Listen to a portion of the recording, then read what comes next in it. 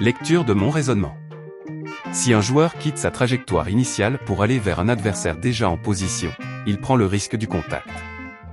Dans ce cas, tomber après avoir heurté un joueur mieux placé ou plus solide ne devrait pas automatiquement donner une faute en sa faveur.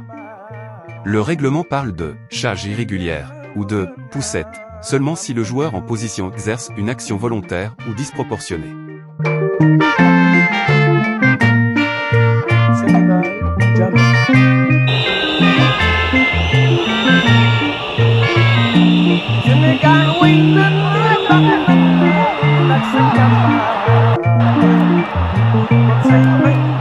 Alors que le corner venait d'être exécuté et que le ballon s'élevait dans les airs, tous les joueurs dans la surface suivaient sa trajectoire du regard. Tous, sauf Hakimi, dont les yeux restaient fixés avec une insistance presque suspecte sur le colosse sec. Au moment décisif, il choisit de l'entraver illicitement, l'empêchant de s'élancer pour catapulter le ballon vers les filets.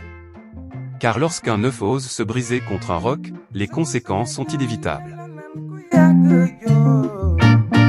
Sénégalaises, Sénégalais, l'heure est grave. Je n'ai pas besoin de vous le dire. Jamais le Sénégal n'a été dans une telle situation. À la force, nous répondons par des forces supérieures. Nous avons surtout nos forces populaires. Le contact est donc initié par Hakimi, qui se heurte à un joueur plus fort physiquement.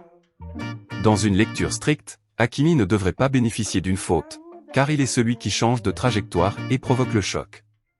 Pourquoi l'arbitre a sifflé malgré tout? Les arbitres sont souvent sensibles aux chutes spectaculaires. Hakimi tombe, ce qui rend le contact plus visible. L'arbitre a interprété le bras de Sek comme une poussette, même si le ralenti montre que c'est Hakimi qui vient chercher ce bras. C'est une zone grise, la perception visuelle prime parfois sur la logique des trajectoires.